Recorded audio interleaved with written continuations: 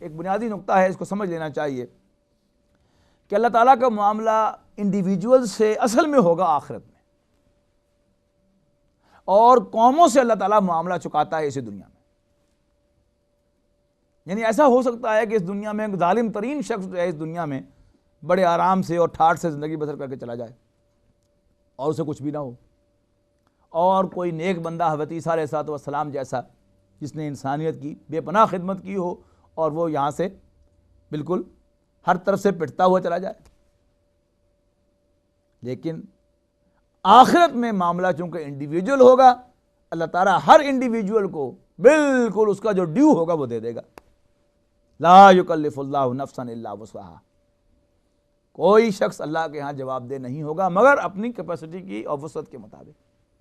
اور دوسری آیت سورہ مریم کی انشاءاللہ آپ 2 ہی دن میں اس کو پڑھیں گے، سورہ کہف کے بعد شاید کل ہی آ جائے گی سورہ مریم بھی، کہ جس میں واضح کر دیا گیا کلہم آتیہ یوم القیامت فردا، انسانوں میں سے ہر شخص اللہ کے حضور پیش ہوگا، حاضر خدمت ہوگا اللہ کے حضور فردن، ایک فرد کی حیثیت سے، ایز این انڈیویجول، جماعت نہیں کہ وہ کہے کہ میں جو ہے وہ اہل سنت والجماعت میں سے تھا، اور اہل سنت والجماعت جو ہے وہ اللہ تیرے دین کے چلنے والے ہیں، یا اے اللہ میں تیرے حدیث کے اوپر چلنے والوں میں سے تھا، یا میں تیرے نبی کے طریقے پر چلنے والوں میں سے تھا۔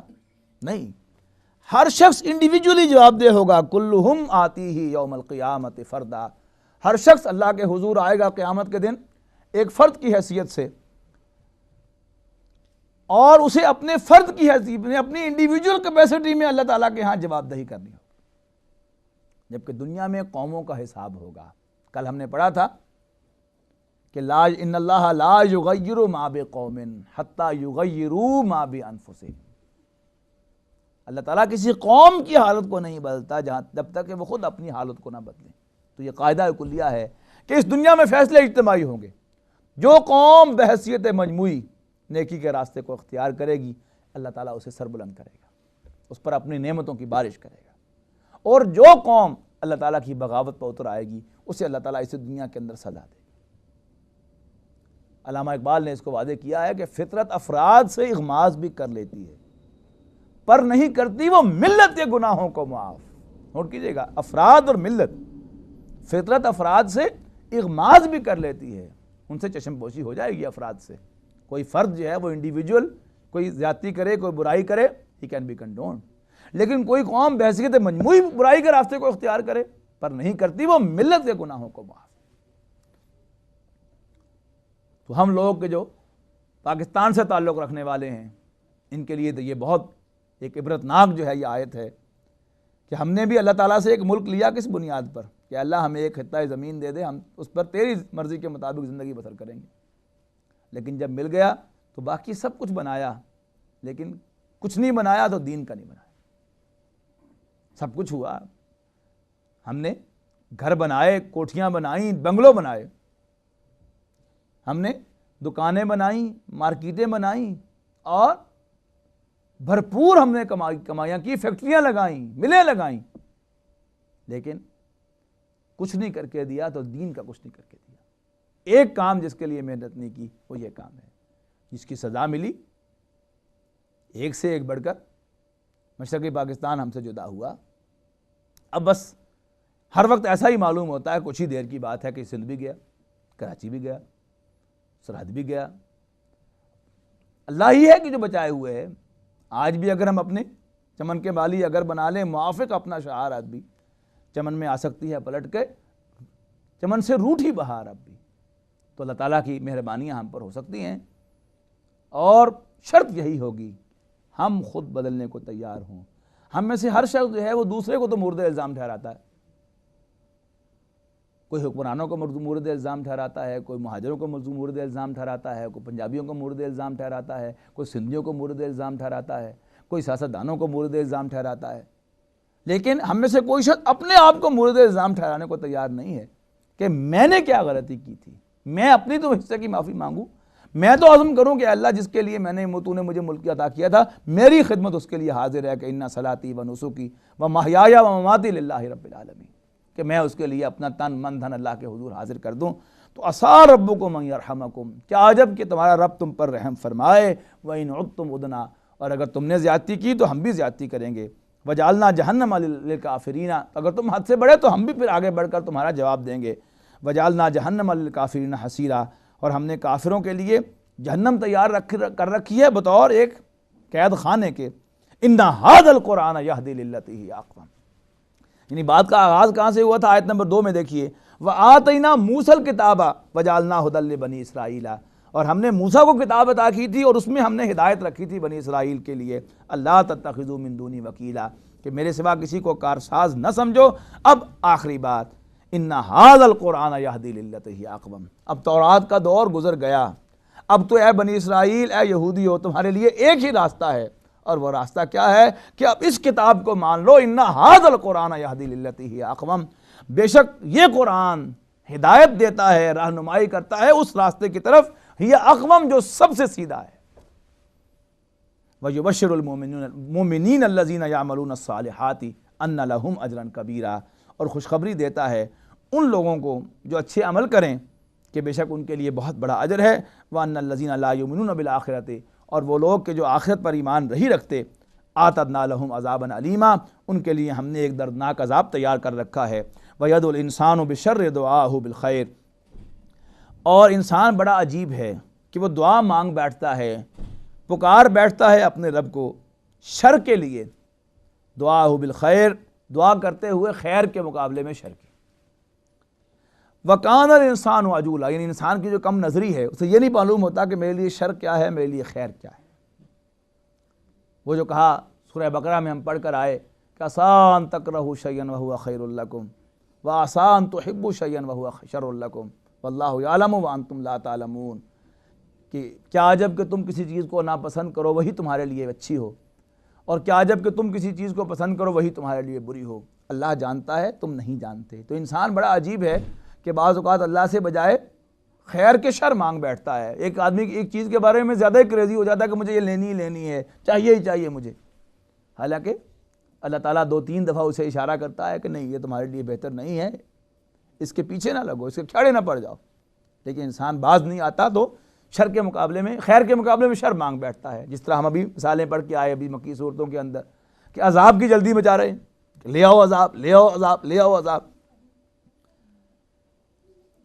وَيَدْعُو الْإِنسَانُ بِالشَّرِّ دُعَاءَهُ بِالْخَيْرِ وَكَانَ الْإِنسَانُ عَجُولًا، اور انسان بہت جلد باز واقع ہوا ہے۔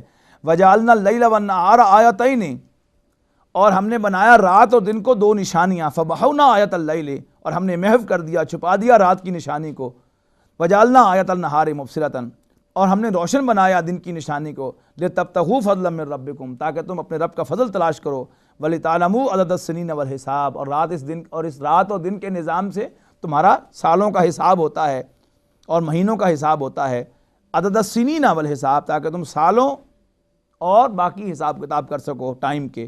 وَكُلَّ شَيْءٍ فَصَّلْنَاهُ تفصیلا، اور ہم نے ہر چیز کی تفصیل کر دی ہے۔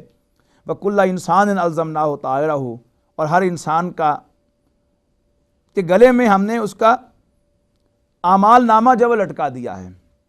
وَكُلَّ إِنسَانٍ أَلْزَمْنَاهُ طَائِرَهُ، اور ہم نے ہر انسان کا اعمال نامہ اس کے گلے میں لٹکا دیا ہے، فی عنقہ، اس کی گردن میں، وَنُخْرِجُ لَهُ يَوْمَ الْقِيَامَةِ كِتَابًا يَلْقَاهُ مَنشُورًا، اور اسی کو ہم قیامت کے دن نکال دکھائیں گے جسے وہ کھلا ہوا دیکھے گا۔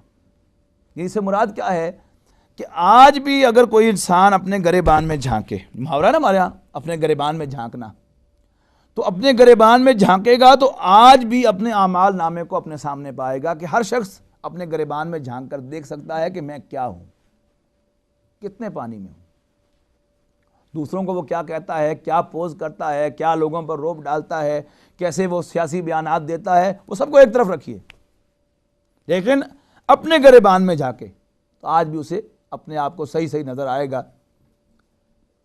اسی لیے نبی اکرم صلی اللہ علیہ وسلم نے تو اس جو اپنا گریبان ہے اس کو بڑی اہمیت دی ہے احادیث کے اندر، فرمایا الاسم ما حاک فی نفسک، برائی وہ ہے جو تمہارے دل میں کھٹکے، وکرہتا یطلع علیہ الناس، اور تمہیں ناپسند ہو کہ لوگوں کو اس کے بارے میں خبر ہو جائے۔ تو اپنے دل سے انسان پوچھتا ہے، یہ ڈیفینیشن ہے کہ لمبے جوڑے فتوے لینے کی ضرورت نہیں، کہ ایک مولوی سے فتویٰ لیا، پھر دوسرے سے پوچھا، پھر تیسرے سے پوچھا، اسی امید میں کوئی میری مطلب کی بات کر دے. پہلا بھی کر دے مطلب کی بات تو بھی دل میں اگر کھٹکتی رہے وہ بات کہ نہیں مولوی صاحب جو ہے ذرا میری شخصیت سے امپریسڈ ہیں، اس لیے کہ میں وقتاً فوقتاً ان کی خدمت کرتا رہتا ہوں، اس لیے وہ میرے سامنے بول نہیں سکے، میری بات کے رد نفی نہیں کر سکے، لیکن دل کہہ رہا ہے کہ میں کام جو کر رہا ہوں یہ کام غلط ہے، تو وہ گناہ ہے. الاسم ما حاک فی صدرک، جو تمہارے دل میں کھٹکے وہ گناہ ہے. وکرہتا ان یطلع علیہ الناس، لیکن مولوی صاحب نے فتویٰ تو دے دیا ہے، اب میں اگر یہ کر لوں تو لوگ کیا کہیں گے میرے بارے میں. اب یہ بھی ایک ڈیفینیشن ہے کہ یہ جو دل میں کھٹک رہی ہے بات کہ لوگوں کو ناگوار، لوگوں کو پتہ چلنا دل میں ناگوار گزر رہا ہے، تو یہ بھی ایک گناہ ہے. تو فرمایا وَكُلَّ إِنسَانٍ أَلْزَمْنَاهُ طَائِرَهُ فِي عُنُقِهِ وَنُخْرِجُ لَهُ يَوْمَ الْقِيَامَةِ، اور اسی اعمال نامے کو ہم قیامت کے دن کھول کے اس کے ہاتھ میں پکڑا دیں گے. آج گردن میں لٹکا ہوا ہے، یوں دیکھنا پڑتا ہے، پھر ہاتھ میں مل جائے گا. یوم القیامت کتابًا یلقاہ منشورا، کہ جس کو ہم کھول کر اسے دکھا دیں گے. اقرا کتابک، کہا جائے گا پڑھو اپنا اعمال نامہ. کفا بنفسک الیوم علیک حسیبا، تو تم کافی ہو آج خود ہی اپنا حساب لینے کے. اب یہ اعمال نامہ جو ہے، پہلے تو شاید یہ بات سمجھ میں نہیں آتی ہوگی کہ کتنا بڑا وہ اعمال نامہ ہوگا. اب تو بات بڑی سمجھ میں آتی ہے کہ ایک چھوٹی سی ڈسک ہوگی، شاید کوئی چپ ہوگی جو پڑکا دی جائے گی، یہ یوں ڈالو اور اپنی پوری لائف ہسٹری جو ہے اس کو دیکھ لو. اور پھر جب انسان دیکھے گا کہ وہ چھوٹی سے چھوٹی حرکت جو اس نے کہیں کمروں میں چھپ کر کی تھی، اور جس کے بارے میں اس کا گمان یہ تھا کہ یہ تو کسی کے علم میں کبھی آ ہی نہیں سکتی، وہ بھی اس میں ریکارڈڈ ہوگی. وہ جو سورہ کہف میں انشاءاللہ ہم کل پڑھیں گے کہ فَتَرَى الْمُجْرِمِينَ مُشْفِقِينَ مِمَّا فِيهِ، تم دیکھو گے مجرموں کو کہ ڈر رہے ہوں گے اس اعمال نامے سے، کہ جو کچھ اس کے اندر ہے اس سے ڈر رہے ہوں گے. مَا لِهَذَا الْكِتَابِ، کہیں گے یہ کیسا اعمال نامہ ہے، لَا يُغَادِرُ صَغِيرَةً وَلَا كَبِيرَةً إِلَّا أَحْصَاهَا، کہ اس نے نہ کوئی چھوٹا عمل چھوڑا ہے نہ کوئی بڑا عمل چھوڑا ہے، مگر یہ کہ سب کا احاطہ کر لیا ہے، محاصرہ کر لیا ہے. وَوَجِدُوا مَا عَمِلُوا حَاضِرًا، اور جو کچھ انہوں نے کیا ہوگا اس کو اپنے سامنے پائیں گے. وَلَا يَظْلِمُ رَبُّكَ أَحَدًا، اور تیرا رب کسی پر ظلم نہیں کرے گا. ایسا نہیں ہے کہ اس نے کوئی عمل کیا نہ ہو تو خام کے اس کے نامہ اعمال میں لگا دیا جائے، ایسا نہیں ہوگا. تو فرمایا اقرا کتابک، قیامت کے دن کہا جائے گا پڑھو اپنا اعمال نامہ. کفا بنفسک الیوم علیک حسیبا، آج تم خود ہی کافی ہو اپنا حساب لینے کے لیے، اپنا محاسبہ کرنے کے لیے. من اہتدی فانما یہتدی لنفسہ، تو جو کوئی بھی ہدایت کا راستہ اختیار کرے تو وہ اپنے ہی بھلے کو ہدایت پاتا ہے. ومن ضل، اور جو گمراہ ہو فانما یضل علیہا، تو اس گمراہی کا وبال بھی اسی پر آئے گا. ولا تزر وازرۃ وزر اخری، اور کوئی نہیں اٹھائے گا، لا تزر وازرۃ، کوئی نفس بوجھ اٹھانے والا نہیں اٹھائے گا، وزر اخری، کسی دوسرے کا بوجھ. وما کننا معذبین، اور ہم نہیں ہیں کسی کو عذاب دینے والے، حتیٰ نبعث رسولا، کسی قوم کو عذاب میں مبتلا کرنے والے دنیا میں، حتیٰ نبعث رسولا، یہاں تک کہ ہم رسول کو مبعوث کر لیں. وَإِذَا أَرَدْنَا أَن نُهْلِكَ قَرْيَةً، اور جب ہم ارادہ کرتے ہیں کسی بستی کے رہنے والوں کو ہلاک کرنے کا، امرنا مترفیہا، تو ہم آسودہ حال لوگوں کو معمور کر دیتے ہیں. فَفَسَقُوا فِيهَا، پھر اس میں نافرمانی کرتے ہیں، بغاوت کرتے ہیں. فَحَقَّ عَلَيْهَا الْقَوْلُ، پھر اللہ تعالیٰ کا قول ان پر حق ہو جاتا ہے. فَدَمَّرْنَاهَا تَدْمِيرًا، تو پھر ہم ان کو ہلاک کر ڈالتے ہیں. وَكَمْ أَهْلَكْنَا مِنَ الْقُرُونِ مِنْ بَعْدِ نُوحٍ، اور کتنی ہی بستیاں نوح کے بعد ہم نے ہلاک کر ڈالی. وَكَفَىٰ بِرَبِّكَ بِذُنُوبِ عِبَادِهِ خَبِيرًا بَصِيرًا، اور تیرا پروردگار اپنے بندوں کے گناہوں کو جانچنے کے لیے، ان کا حساب لینے کے لیے کافی ہے. خبیرم بصیرا، وہ ان سے خبردار بھی ہے اور ان کو دیکھتا بھی ہے، ان سے خبردار بھی ہے، ان کو جانچے اور پرکھے گا بھی. بارک اللہ لی ولکم فی القرآن العظیم ونفعنی وإیاکم بالآیات والذکر.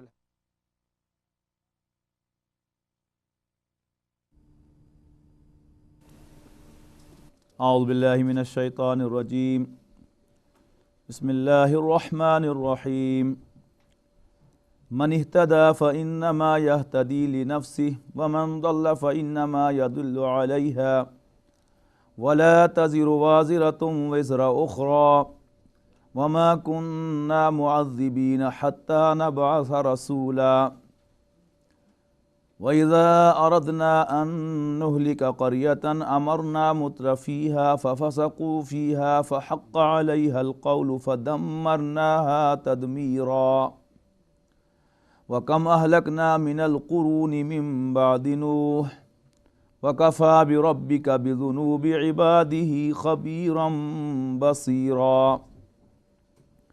مَنْ كَانَ يُرِيدُ الْعَاجِلَةَ عَجَّلْنَا لَهُ فِيهَا مَا نَشَاءُ لِمَنْ نُرِيدُ ثُمَّ جَعَلْنَا لَهُ جَهَنَّمَ يَصْلَاهَا مَذْمُومًا مَدْحُورًا وَمَنْ أَرَادَ الْآخِرَةَ وَسَعَى لَهَا سَعْيَهَا وَهُوَ مُؤْمِنٌ فَأُولَئِكَ كَانَ سَعْيُهُمْ مَشْكُورًا كُلًّا نُمِدُّ هَؤُلَاءِ وَهَؤُلَاءِ مِنْ عَطَاءِ رَبِّكَ وَمَا كَانَ عَطَاءُ رَبِّكَ مَحْظُورًا انظر كيف فضلنا بعضهم على بعض وللآخرة أكبر درجات وأكبر تفضيلا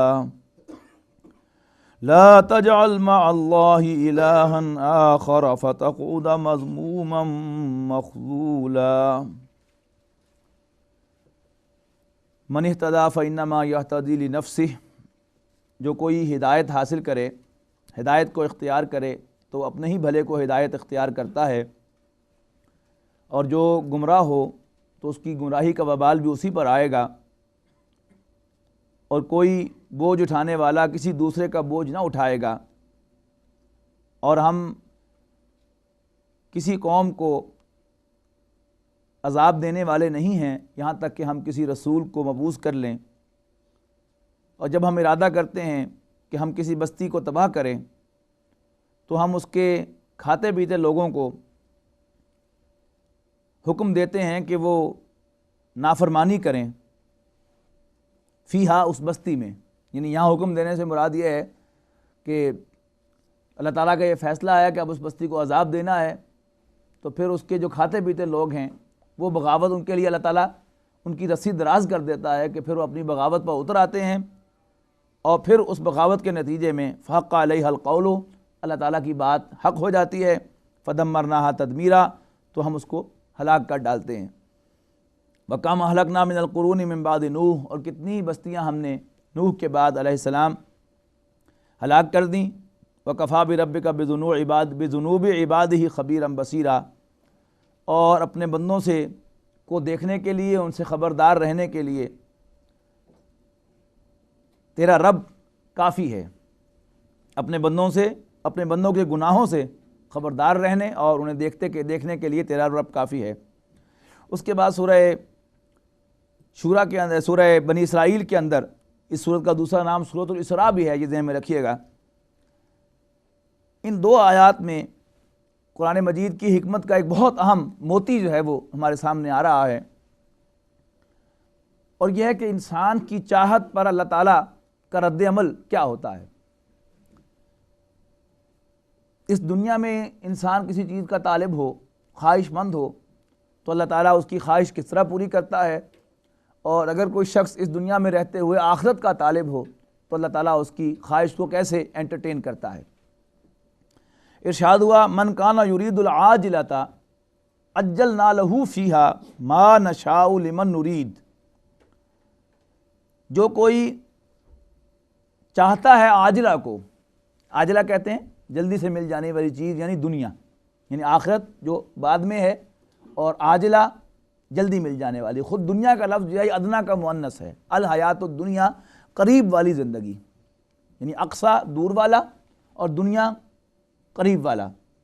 المسجد الاقصی دور والی مسجد، یہ مذکر ہے چونکہ مسجد عربی زبان میں مذکر ہے، اس کا مؤنث بنے گا قصوہ، قریب دور والی، اور ادنا قریب والا، اور دنیا قریب والی، الحیات الدنیا قریب والی زندگی، اسی کو عاجلہ بھی کہا گیا ہے کہ جلدی میں اس کے نتائج انسان کے سامنے آ جاتے ہیں۔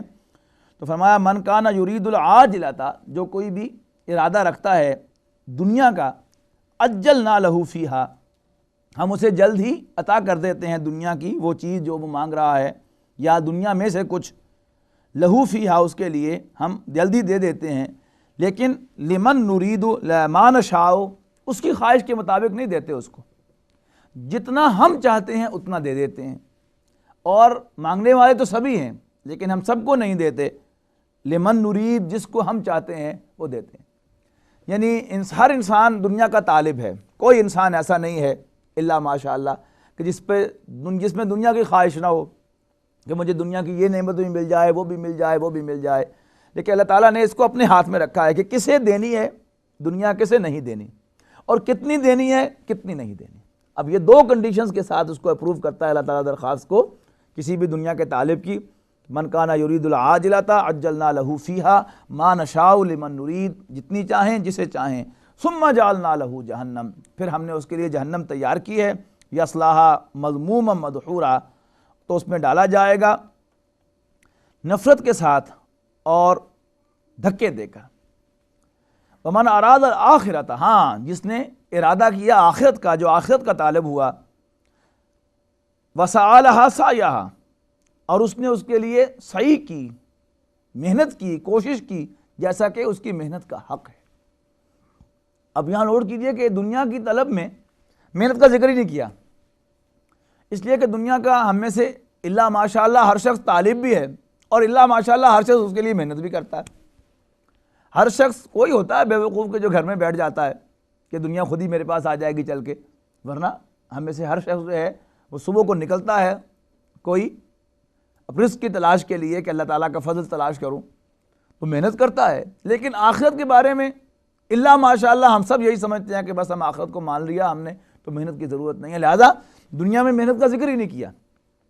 لیکن آخرت نے شرط لگائی، من اراد الآخرۃ، جو آخرت کا ارادہ کرے، وسعی لہا سعیہا، اور اس کے لیے سعی کرے جیسا کہ اس کی سعی کا حق ہے۔ یعنی جتنا بڑا امتحان ہوتا ہے، جتنا بڑا کام ہوتا ہے، اتنی ہی محنت ہوتی ہے۔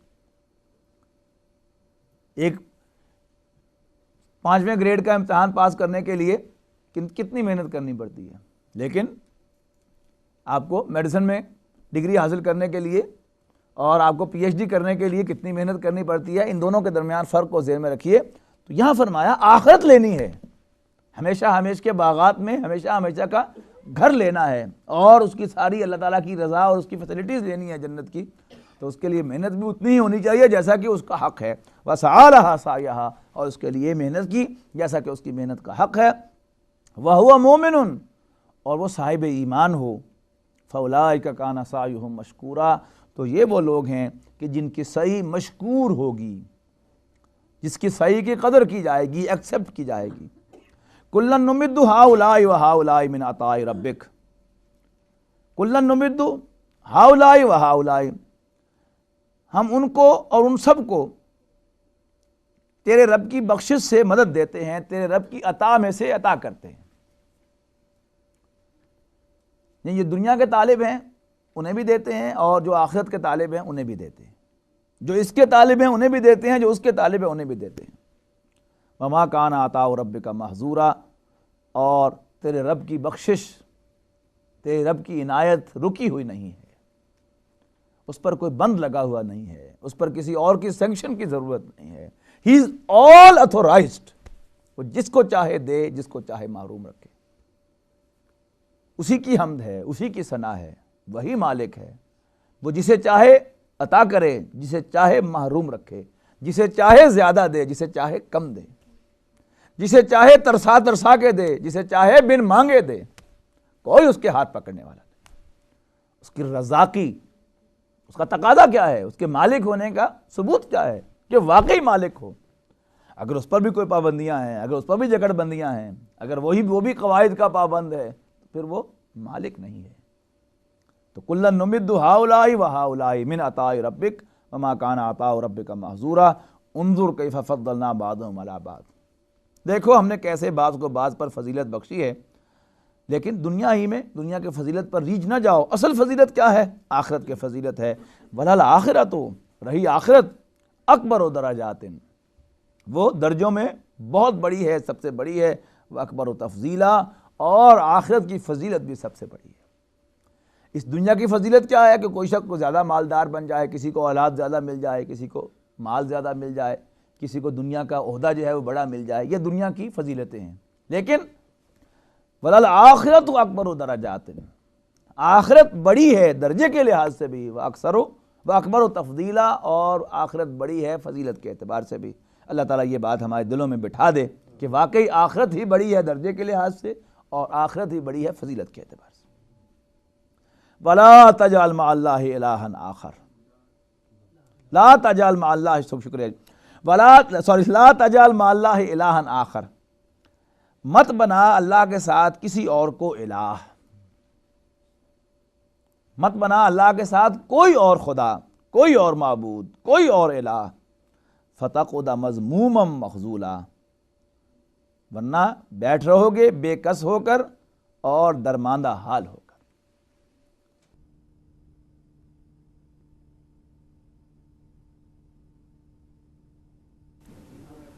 اعوذ باللہ من الشیطان الرجیم،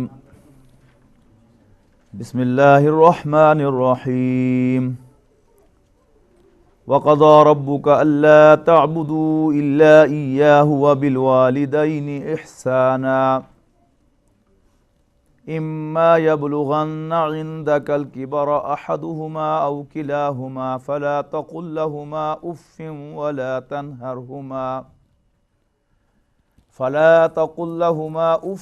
وَلَا تَنْهَرْهُمَا وَقُل لَّهُمَا قَوْلًا كَرِيمًا وَاخْفِضْ لَهُمَا جَنَاحَ الذُّلِّ مِنَ الرَّحْمَةِ وَقُل رَّبِّ ارْحَمْهُمَا كَمَا رَبَّيَانِي صَغِيرًا رَبُّكُمْ أَعْلَمُ بِمَا فِي نُفُوسِكُمْ إِن تَكُونُوا صَالِحِينَ فَإِنَّهُ كَانَ لِلْأَوَّابِينَ غَفُورًا۔ وَقَضَىٰ رَبُّكَ أَلَّا تَعْبُدُوا إِلَّا إِيَّاهُ وَبِالْوَالِدَيْنِ إِحْسَانًا، تیرے رب نے فیصلہ فرما دیا ہے کہ تم اس کے سوا کسی اور کی بندگی نہ کرو اور والدین کے ساتھ حسن سلوک کرو۔ قرآن مجید میں کئی مقامات پر اللہ تعالیٰ نے اپنے حق بندگی کے فوراً بعد والدین کے حقوق کا تذکرہ کیا ہے۔ سورہ مومنون، سورہ زاریات کے اندر جہاں آدم اور جنوں کا مقصد تخلیق بیان ہوا ہے، وہاں فرمایا وَمَا خَلَقْتُ الْجِنَّ وَالْإِنسَ إِلَّا لِيَعْبُدُونَ، میں نے جنوں اور انسانوں کو صرف اس لیے پیدا کیا ہے کہ وہ میرے بندے بنے، یعنی میرا ان سے صرف ایک تقاضا ہے کہ میرے بندے بنے۔ وَمَا أُرِيدُ مِنْهُمْ مِنْ رِزْقٍ، اور میں نہ تو ان سے رزق کا طالب ہوں، وَمَا أُرِيدُ أَن يُطْعِمُونَ، اور نہ میں یہ چاہتا ہوں کہ مجھے کھلائیں۔ کیوں؟ إِنَّ اللَّهَ هُوَ الرَّزَّاقُ ذُو الْقُوَّةِ الْمَتِينُ، بے شک اللہ تعالیٰ تو خود رزاق ہے، عطا فرمانے والا ہے اور بڑی مضبوط قوت کا مالک ہے۔ اللہ تعالیٰ کی بندگی، اللہ تعالیٰ کی عبادت، اللہ کا بندہ بننا کیوں ہے؟ اس لیے کہ انسان کا اصل مالک اللہ ہے، جس نے اسے تخلیق بخشی، جس نے اسے اون کیا کہ تم میرے بندے ہو، میں تمہارا مالک ہوں، یہ اس کا احسان ہے ہم پر۔ اس کی لذت کو اگر ہم محسوس کریں کہ یہ کتنی ڈیلیشیس فیلنگ ہے کہ ہم اللہ کے بندے ہیں اور اللہ ہمارا مالک ہے، لیکن اللہ تعالیٰ کو ان ریٹرن اس نے ہمیں کیا کچھ دیا؟ اس نے ہمیں وجود بخشا، ہمیں تخلیق فرمایا، اور اس نے ہماری تمام ضرورتوں کو فراہم کیا۔ ہمیں کھانے کو اس نے دیا، ہمیں پینے کو اس نے دیا، اور دنیا میں ہماری تمام ضرورتیں اس نے پوری کی، اور ہر ضرورت کا سامان فراہم کیا۔ اگر ہم غور سے دیکھیں تو اس دنیا کے مادی نظام میں، اسباب کی دنیا میں، اس اعتبار سے اللہ کے قریب ترین انسان کے والدین ہیں، جو انسان کے وجود میں آنے کا ذریعہ بنتے ہیں۔ یعنی انسان کو وجود اللہ بخشتا ہے، لیکن اس کا ذریعہ اس کے والدین بنتے ہیں۔ ابتداً وہی انسان کو اون کرتے ہیں اور وہی انسان کی بنیادی نگہداشت کرتے ہیں، وہی اسے کھلاتے ہیں اسباب میں، وہی اسے کھلاتے ہیں، وہی اسے پلاتے ہیں، اگرچہ حقیقت میں یہ سب کچھ اللہ ان سے کروا رہا ہوتا ہے، لیکن جو کچھ نظر آتا ہے وہ کیا ہے کہ والدین ہی اسے کھلاتے ہیں، والدین ہی اسے پلاتے ہیں، وہی اسے چلاتے ہیں، وہی اس کو ایک جگہ سے دوسری جگہ لے کر جاتے ہیں۔ اب اللہ تعالیٰ جو ہے وہ تو خود رزاق ہے اور خود مضبوط قوت کا مالک ہے، کسی کا محتاج نہیں ہے، لہذا اس کو تو ان ریٹرن ان چیزوں میں سے کسی چیز کی ضرورت نہیں، وہ تو ایک تقاضا کرتا ہے کہ میرے بندے بن جاؤ، کہ میں نے تمہیں پیدا اس لیے کیا کہ تم میرے بندے بنو۔ جبکہ اب جو نیکسٹ ٹو ہم ہیں ان اعتبارات سے وہ والدین ہیں، ان کی وہ حیثیت نہیں ہے، وہ تو خود محتاج ہیں سہارے کے بھی، وہ خود محتاج ہیں قوت کے بھی، وہ خود محتاج ہیں کھانے کے بھی، وہ خود محتاج ہیں پینے کے بھی، وہ خود محتاج ہیں موومنٹ کے بھی۔ لہذا اللہ تعالیٰ کا تو ایک ہی تقاضا اپنے بندوں سے کہ اللہ تعبدوا الا ایہ، کہ تم اس کے سوا کسی کے بندے نہ بنو، لیکن والدین کے ساتھ حسن سلوک کرو۔ اب والدین کے ساتھ حسن سلوک کیا ہے؟ اس کا اگر ایک جملے میں آپ خلاصہ نکالیں کہ وہ سب کچھ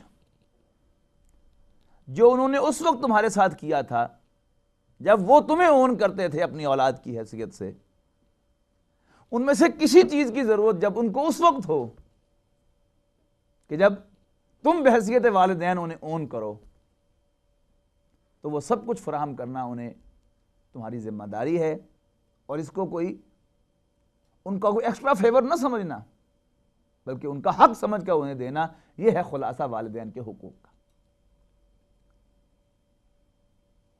اب وہ والدین کے حقوق اگر ان کو ہم جلدی جلدی ان کی ایک لسٹ بنانا چاہیں تو موٹی موٹی چیزیں اگر جو اس میں شامل ہوں گی کہ جب تم کما نہیں سکتے تھے تو تمہارے والد نے تمہیں کما کے لا کے دیا،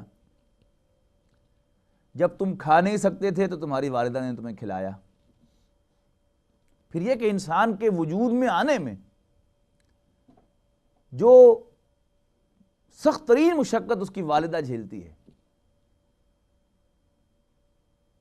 اس کا اگر تصور کیا جائے تو انسان عمر بھر بھی اس کے پاؤں دھو دھو کر پیے، اس کے منہ کے اندر ایک ایک لقمہ ڈالے لا کے، تو بھی اس کی وہ جو سروس ہے اس کا حق ادا نہیں ہو سکتا۔ پھر انہوں نے کھلایا تھا تو انہیں کھلاؤ، اگر وہ کھا نہ سکے تو انہیں کھلاؤ، انہوں نے پلایا تھا اب پی نہ سکے تو پلاؤ، انہوں نے تمہیں اٹھایا تھا وہ خود موو نہ کر سکے تو اٹھاؤ، چل نہ سکے تو چلاؤ، یہاں تک کہ اگر وہ اپنی حاجات سے فارغ نہ ہو سکیں تو انہیں اس میں بھی مدد دو، انہیں واش روم میں بھی لے کر جاؤ، خود استنجا نہ کر سکیں تو ان کو طہارت بھی کرواؤ، اس لیے کہ یہ سب کچھ تمہارے والدین نے تمہارے لیے کیا تھا۔ اور پھر نوٹ کرنے کی بات یہ ہے کہ نبی اکرم صلی اللہ علیہ وسلم نے صرف دو ہی چیزوں کو مجرد دیکھنا ثواب قرار دیا ہے، اور معلوم ہے آپ کو دو کو چیزیں کون سی ہیں؟ ایک خانہ کعبہ اور ایک بوڑھا باپ۔ نہیں، خانہ کعبہ میں آپ حرم شریف میں چلے جائیں، کوئی تسبیح نہ کریں، کوئی نماز نہ پڑھیں، کوئی طواف نہ کریں، صرف خانہ کعبہ کو دیکھتے رہیں تو مجرد اس کا دیکھنا بھی باعث ثواب ہے۔ اسی طرح بوڑھے باپ کو مجرد دیکھنا محبت کے ساتھ یہ بھی ثواب ہے، اور غالباً یہی وجہ معلوم ہوتی ہے کہ اردو محاورے میں والد کے لیے کہ قبلہ و کعبہ محترم والد صاحب، جو خطوط لکھوائے جاتے تھے اردو لٹریچر کے اندر کہ والد کو خط لکھیے، تو جو اس کا جو معروف انداز تھا اس کو ایڈریس کرنے کا اپنے والد کو، وہ کیا تھا؟ قبلہ و کعبہ محترم والد صاحب۔ تو قبلہ و کعبہ کیوں؟ شرک نہیں تھا، شروع میں جب نیا نیا جوش چڑھا تھا دین کا تو میں اس کو سمجھا تھا شاید یہ شرک ہو رہا ہے، لیکن اب اللہ تعالیٰ نے بات سمجھائی کہ نہیں، جب وہ حدیث پڑھی سامنے آئی تو معلوم ہوا کہ واقعی والد وہ واحد ہستی ہے جس کو ایک درجے میں کوئی مشابہت حاصل ہے کعبے کے ساتھ، اور وہ یہ کہ کعبے کو دیکھنا بھی ثواب ہے، بوڑھے باپ کو دیکھنا بھی ثواب ہے۔ یہاں دلچسپ بات یہ ہے کہ ماں کو شامل نہیں کیا نبی اکرم صلی اللہ علیہ وسلم نے، اس لیے کہ ماں کیونکہ سراپا شفقت ہوتی ہے، تو لہٰذا وہ تو اپنے اندر سے انسان پاتا ہے اس کے لیے ایک محبت اور الفت، جیسے وہ شفقت کے ساتھ پیش آتی ہے تو بیٹا جو ہے وہ بھی اس کے لیے جو ہے وہ اس کو دیکھنا، اس کے پاس بیٹھنا، اس سے گفتگو کرنا، اس کے لیے اپنے اندر راحت محسوس کرتا ہے۔ جبکہ بوڑھا باپ جو ہے بہرحال باپ ہوتا ہے، وہ بستر مرگ پر بھی ہوگا تو دبکا مارنے سے باز نہیں آئے گا، تو اب ظاہر ہے کہ وہ دبکا جو ہے انسان کو اچھا نہیں لگتا، کہ ڈانٹ ڈپٹ کرتے ابا جان بس والد ہر وقت ڈانٹتے ہی رہتے۔ اب وہ ڈانٹیں جو مرضی کریں، اللہ کا حکم سمجھ کر ثواب کی نیت سے بوڑھے والد کو دیکھنا محبت کے ساتھ، احترام کے ساتھ، یہ باعث ثواب ہے۔ تو ان کو کھلانا، ان کو پلانا، ان کو چلانا، ان کو اٹھانا، ان کی ہر طرح سے خدمت کرنا، یہ کیا ہے؟ یہ ان کا حق ہے تم پر، اور تمہاری طرف سے کوئی ایکسٹرا آرڈنری ان کے ساتھ کوئی فیور وہ نہیں ہوگا۔ احسان کو عام طور پر اردو کے اندر جو ہے وہ یعنی فیور کے معنوں میں لیا جاتا ہے، جبکہ عربی زبان میں احسان جو ہے وہ اچھا برتاؤ، کسی چیز کو آسن طریقے سے انجام دینا، کسی کو بیوٹیفائی کرنا۔ تو والدین کے ساتھ حسن سلوک سے پیش آنا، یہ اس کا ترجمہ ہوگا، والدین کے ساتھ حسن سلوک کرو۔ اما یبلغن عندک الکبر، اگر وہ پہنچے تمہارے سامنے الکبر بڑھاپے کو، احدہما ان دونوں میں سے کوئی ایک پہنچے بڑھاپے کو تمہارے سامنے، او کلاہما یا دونوں کے دونوں پہنچے، اب یہاں دونوں کو انکلوڈ کر لیا گیا ہے، فلا تقل لہما اف، تو تم ان سے اف تک نہ کہنا۔ اب یہ اف جو ہے کلمہ بیزاری ہے، کہ انسان کسی سے بیزار ہو کہتا ہے اوہ کیا مصیبت ہے، یہ اف ہے۔ اور یہ بھی والدین کا وہ حق ہے کہ جو تمہارے ذمہ ڈیو ہے، کہ والدین بچے کی ہر حرکت کو انجوائے کرتے ہیں، اسے دیکھ کر خوش ہوتے ہیں۔ جبکہ بیٹا جب جوان ہوتا ہے تو والدین کی تمام حرکتوں سے خوش نہیں ہوتا، بلکہ اس سے اپنے اندر وہ بیزاری محسوس کرتا ہے، اپنے دل میں تنگی محسوس کرتا ہے، کیونکہ جسے کہتے ہیں وہ پنجابی میں آوازار ہوتا ہے ان کے وجود سے، تو یہ آوازاری جو ہے والدین کے وجود سے، یہ اف ہے۔ میرے استاد ایک واقعہ سنایا کرتے تھے، کئی بار انہوں نے سنایا، اللہ تعالیٰ انہیں غریق رحمت کرے، مولانا شمس الرحمان افغانی ہماری مسجد کے قریبی مسجد کے خطیب تھے فیصل آباد میں۔ ایک مرتبہ ایک بچے نے اپنے والد سے سوال کیا، سامنے منڈیر پر ایک کوا بیٹھا تھا، کوا وہ کیا ہے؟ نے کہا بیٹا کوا ہے۔ پھر پوچھا ابا، جی بیٹے وہ کیا ہے؟ میرے بیٹے کوا ہے۔ پھر پوچھا ابا، اور تیسری دفعہ کہا، اور بچے کو باپ کو اور زیادہ محبت آئی بچے پر، ہاں بیٹے کیا بات ہے، وہ کیا ہے؟ کہ کوا ہے۔ بار بار پوچھا، 50 دفعہ 100 دفعہ پوچھ ڈالا، لیکن ہر دفعہ والد خوش بھی ہوا، اس نے اس کو انجوائے بھی کیا، اور اپنے دوستوں کو احباب کو بھی بتایا کہ آج بچے نے 100 دفعہ مجھ سے یہ سوال کر ڈالا، خوشی میں بتایا۔ بات آئی گئی ہوئی۔ 30 سال کے بعد وہی مکان ہے، وہی سامنے وہ منڈیر ہے، پھر اس پر ایک کوا آ کے بیٹھ گیا۔ اب بوڑھے باپ نے، اس لیے کہ اب 30 سال میں بیٹا جوان ہو گیا، 35 سال کا ہو گیا، 33 سال کا ہو گیا، باپ بوڑھا ہو گیا۔ اب باپ نے بیٹے سے سوال کیا کہ بیٹا وہ کیا ہے؟ نے کہا جی کوا ہے۔ پھر پوچھا بیٹا وہ کیا ہے؟ کوا ہے۔ تیسری دفعہ پوچھا بتایا تو ہے کہ کوا ہے۔ اب باپ نے کہا کہ بیٹا، ڈائری لا کے دکھائی کہ آج سے 30 سال قبل فلاں تاریخ کو، یہ دیکھو میرے پاس ڈائری میں لکھا ہوا ہے کہ تم نے یہی سوال مجھ سے 100 مرتبہ پوچھا تھا، لیکن میں نے تو برا نہیں منایا تھا، تم تیسری بار بگڑ گئے مجھ سے۔ تو یہ جو ہے والدین کی موجودگی سے بیزار ہونا، نوٹ کرنے کی بات یہ ہے کہ یہ سب باتیں جن سے تم بیزار ہو رہے ہو، یہ سب کچھ تم کیا کرتے تھے، لیکن تمہارے والدین اس پر مسرت محسوس کرتے۔ پھر یہ کہ بوڑھے والدین کی بیماری، انکنوینئنس کازڈ بائی دیم وہ بھی انسان کو بیزار کر دیتی ہے. جبکہ پھر انسان اگر اپنے ماضی میں جھانکے کہ بچہ جب بیمار ہوتا ہے تو والدین اس کے لیے کیا کیا پاپڑ بیلتے ہیں. ماں جو ہے وہ بچے سے بڑھ کر بیمار ہو جاتی ہے اسی خیال میں کہ میرا بچہ بیمار ہو گیا. دعائیں کرتے ہیں اللہ کے حضور, کس طرح لیے لیے پھرتے ہیں اس کو اس ڈاکٹر کے پاس, اس ڈاکٹر کے پاس, اس دعا کے ساتھ کہ اللہ اس بچے کو شفا دے دے, اس کو زندگی دے دے. لیکن جب والدین بوڑھے ہوتے ہیں ان کو تکلیف ہوتی ہے, بچہ کھانستا ہے تو ماں کا اپنا کلیجہ جو باہر آتا ہے اس کھانسی کے ساتھ. لیکن جب بوڑھا باپ یا بوڑھی ماں کھانستی ہے تو بچے کو تکلیف ہوتی ہے اس سے کہ میرے بچے ڈسٹرب ہو رہے ہیں, میں ڈسٹرب ہو رہا ہوں.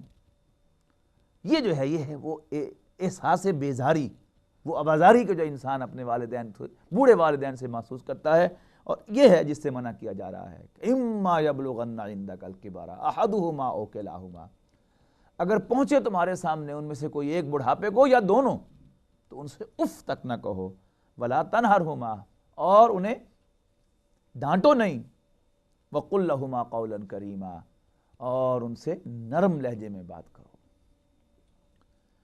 واخفض لہما جناح الذل من الرحمہ, اور ان کے سامنے اپنے پروں کو شفقت کے ساتھ رحمت کے ساتھ بچھائے رکھو, ویلکم کرتے رہو انہیں. وقل رب ارحمہما کما ربیانی صغیرا, اور ان کے لیے اپنے رب سے دعا کرتے رہو کہ اے رب میرے ان دونوں پر رحم فرما جیسے انہوں نے میری پرورش کی تھی, جیسے انہوں نے مجھے بڑا کیا تھا. رب ون کے معنی ہے بلندی, تو ربا یربی تربیتاً کسی کو ریز کرنا اپنے سامنے, اپنی نظروں کے سامنے, اپنی خواہش کے مطابق. جیسے انہوں نے مجھے میری پرورش کی تھی, مجھے پالا تھا, مجھے ریز کیا تھا, مجھے پروان چڑھایا تھا.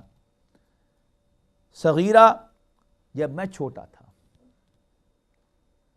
اب والدین کے لیے دعا کرنا, جس طرح والدین جو ہیں اپنی اولاد کے لیے دعا کرتے ہیں, اگر وہ زندہ ہیں تو ان کی صحت کے لیے دعا کرنا, ان کی عافیت کے لیے دعا کرنا, ان کی راحت کے لیے دعا کرنا, یعنی خود بھی کوئی کسر نہ چھوڑنا ان کی خدمت میں اور ان کی ٹیک کیئر میں. اور ان ایڈیشن جیسے وہ تمہارے لیے سب کچھ کرتے بھی تھے پھر اللہ سے دعا بھی کرتے تھے, تم بھی ان کے لیے سب کچھ کرو اور اللہ سے دعا بھی کرو. تو محترم دوستو اور بھائیو, والدین جس کے زندہ ہوں وہ ان کے وجود کو غنیمت جانے, اور جتنی خدمت ان کی کر سکتا ہے وہ کر لے, اور جس کے ہاتھ سے یہ اپورچونٹی نکل چکی ہو اس کے لیے بھی ایک موقع ہے کہ ان کے لیے بھرپور مغفرت کی دعا کرے, اٹھتے ہوئے بیٹھتے ہوئے. یعنی حضرت ابراہیم علیہ السلام کی یہ دعا سورہ ابراہیم میں ہم پڑھ کر آئے ہیں, اور اکثر نماز کے آخر میں پڑھی جاتی ہے کہ رب اجعلنی مقیم الصلاۃ ومن ذریتی ربنا وتقبل دعا ربنا اغفر لی ولوالدی وللمؤمنین یوم یقوم الحساب. تو ہر نماز کے اندر خاص طور پر اس پہ والدین کے شعوری طور پر یہ دعا جو ہے وہ انسان کرے.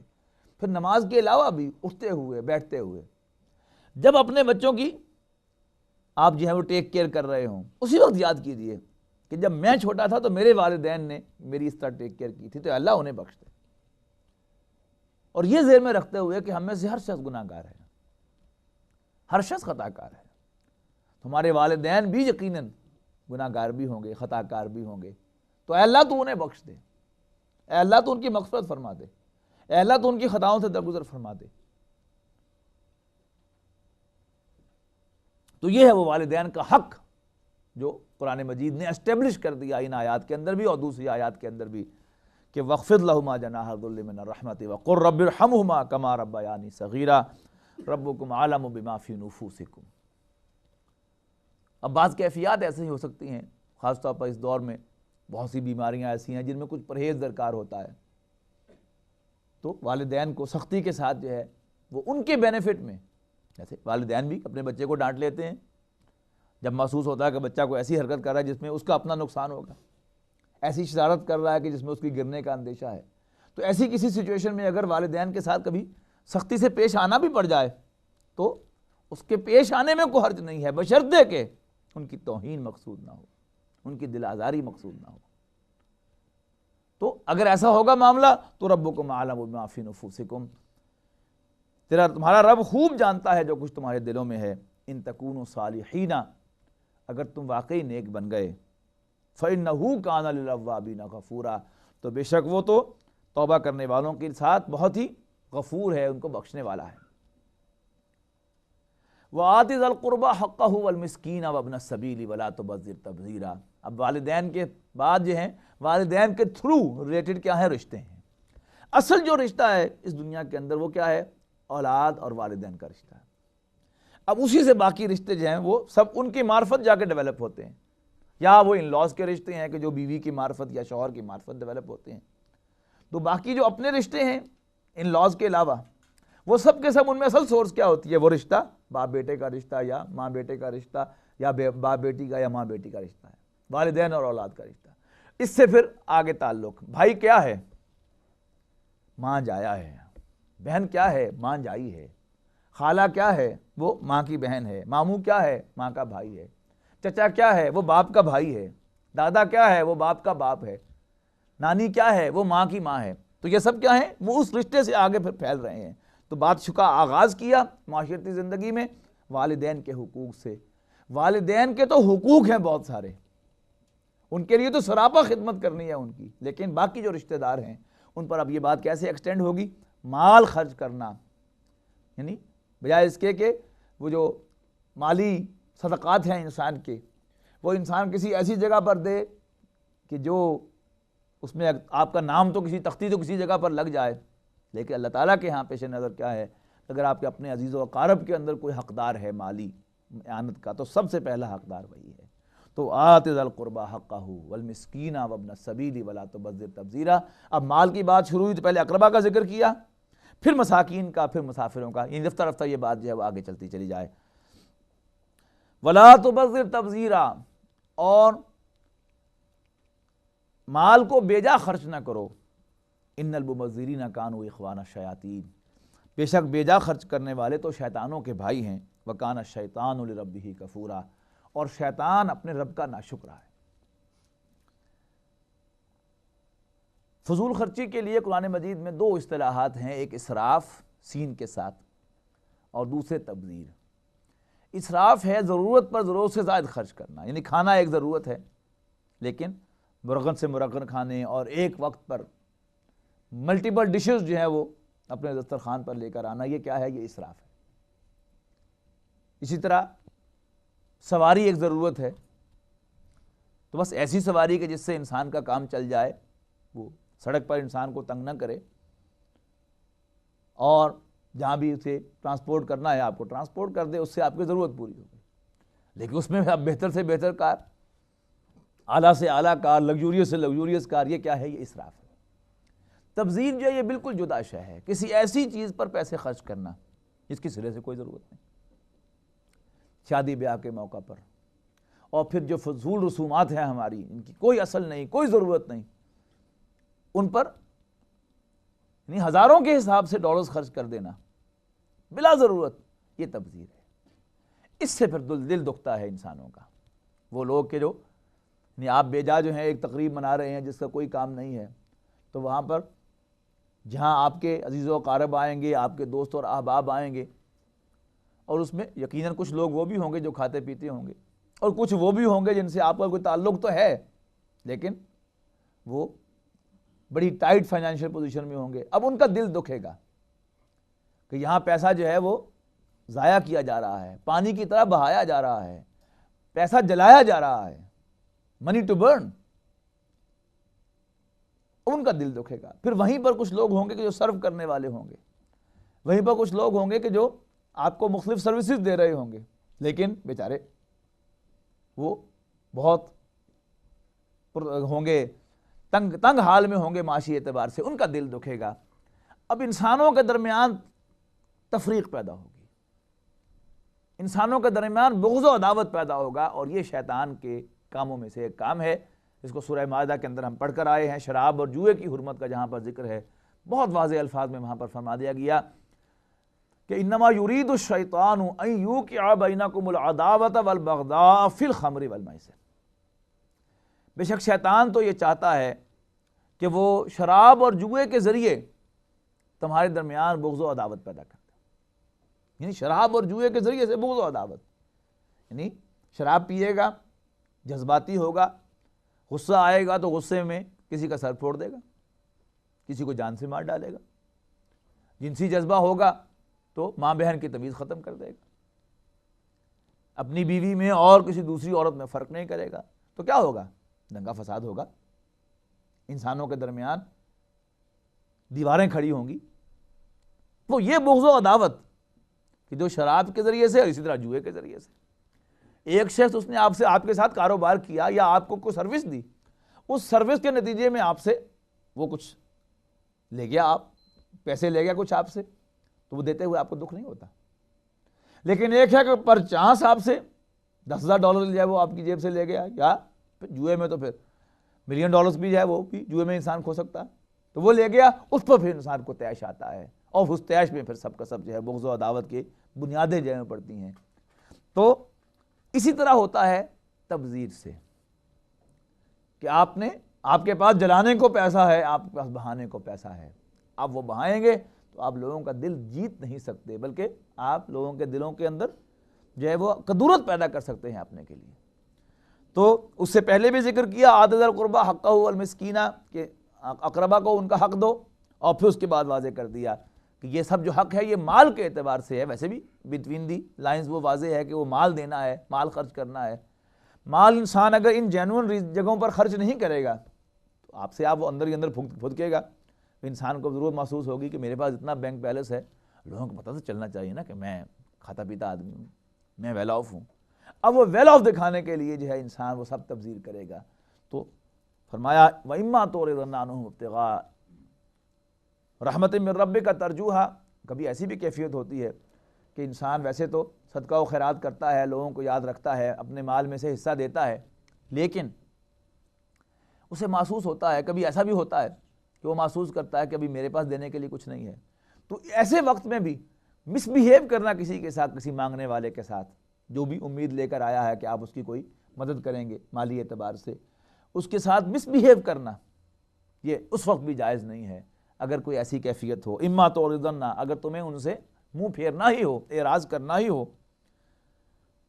عنہم ان سے ابتغاء رحمت من ربک ترجوہا، اپنے رب کی رحمت کی امید میں کہ جس کے تم خود طالب ہو رہے ہو. فقل لہم قولا میسورا، تو پھر ان سے اس وقت بھی نرم بات کرو. ولا تجعل یدک مغلولۃ الی عنقک، یہ عربی زبان میں محاورہ ہے کنجوسی کے لیے کہ کسی شخص کا ہاتھ گردن کے ساتھ بندھا ہوا ہے، اب وہ جیب کے اندر جاتا ہی نہیں. تو لا تجعل یدک مغلولۃ الی عنقک، اپنی ہاتھ کو اپنی گردن کے ساتھ بندھا ہوا نہ رکھ، یعنی کنجوس بھی نہ بن.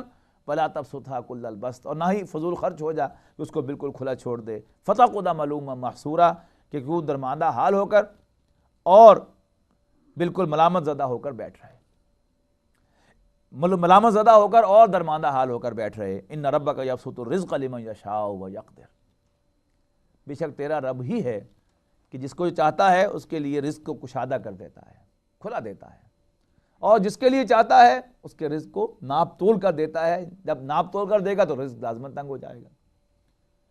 اب اللہ کا یہ فیصلہ لیکن اندھا فیصلہ نہیں ہے.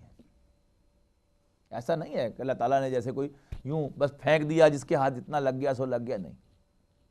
اللہ کا یہ فیصلہ اس کے علم کے مطابق، اس کی حکمت کے مطابق، اس کی دانائی کے مطابق ہوتا ہے. اسے معلوم ہے کہ اس نے دنیا کا نظام چلانا ہے، کس کو میں کیا دوں گا تو میرے اس نظام کے اندر وہ فٹ بیٹھے گا، اور کس کو کیا دوں گا تو وہ میرے نظام کے اندر فٹ بیٹھے گا.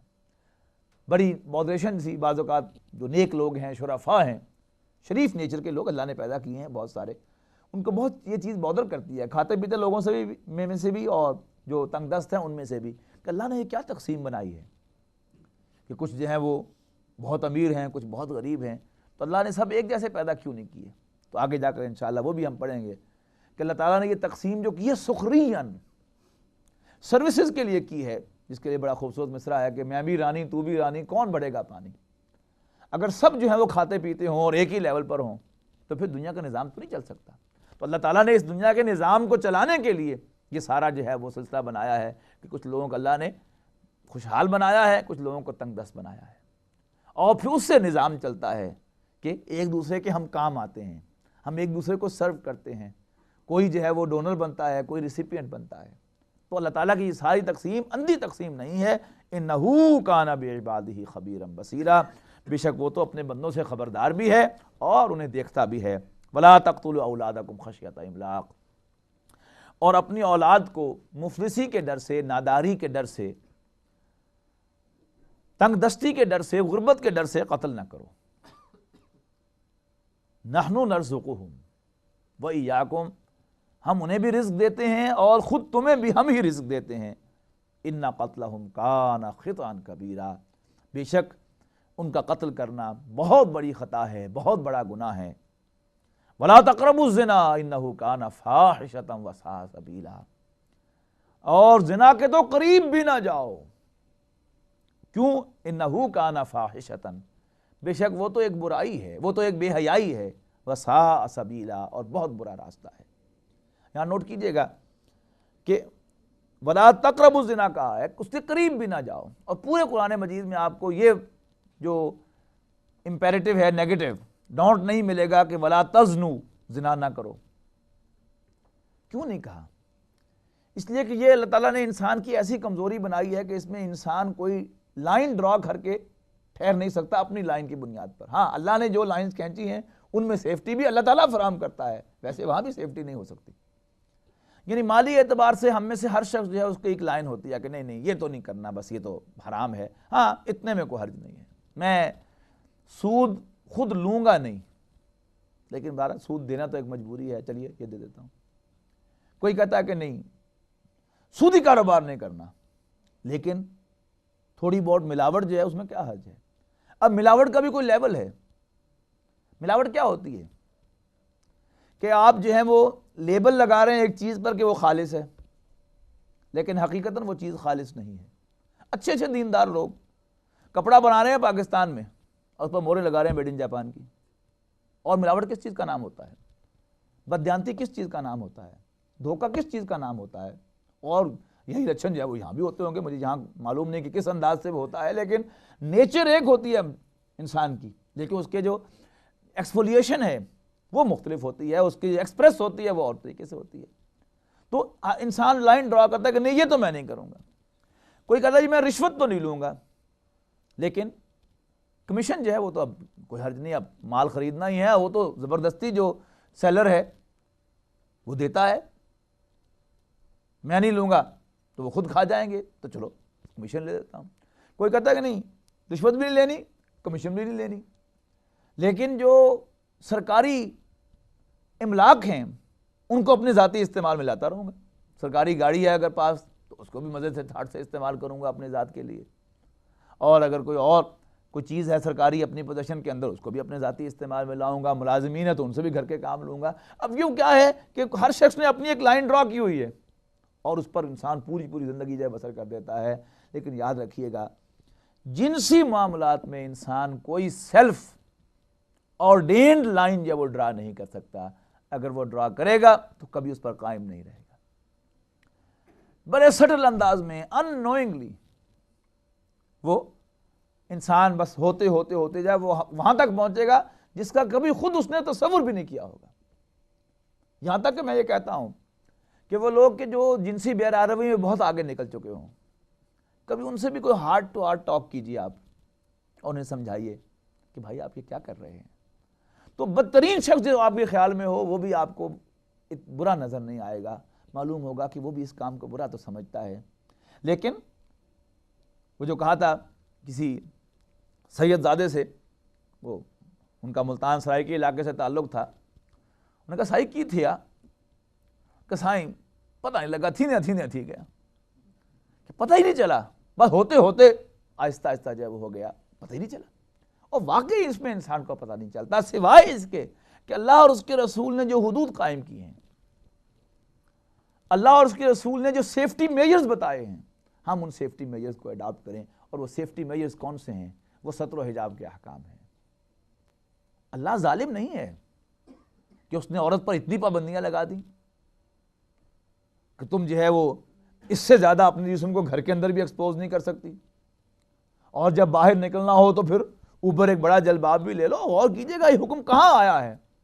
یہ مدینے کے اندر آیا ہے، اور مدینے میں اور مکے میں ٹیمپریچر کتنا ہوتا ہے سعودی عرب کے اندر اس کا آپ کو خوب اندازہ ہے، وہاں وہ حکم ہے جلباب کا۔ اور پھر گھر کے اندر یعنی ایک تو لباس اس نے نارمل پہنا ہی ہوا ہے، شلوار پہنی ہے، کرتا پہنا ہے، یا تہمت باندھی ہوئی ہے، اسے وہ کرتا پہنا ہوا ہے، اس کے اوپر پھر حکم جو ہے وہ چنی لینے کا، جس سے اپنے گریبان کو کور کر لے انشاءاللہ۔ وہ قریب سورہ نور کے اندر اب وہ احکام ہم پڑھیں گے۔ کیوں ہے؟ گرمی نہیں لگتی خواتین کو؟ بالکل لگتی ہے، لیکن کیوں یہ حکم ہے، یہ پابندیاں کیوں ہیں؟ یہ ان کی حفاظت کے لیے ہیں، اس لیے کہ میرا اور آپ کا بنانے والا، مردوں اور عورتوں کا بنانے والا کون ہے؟ اللہ۔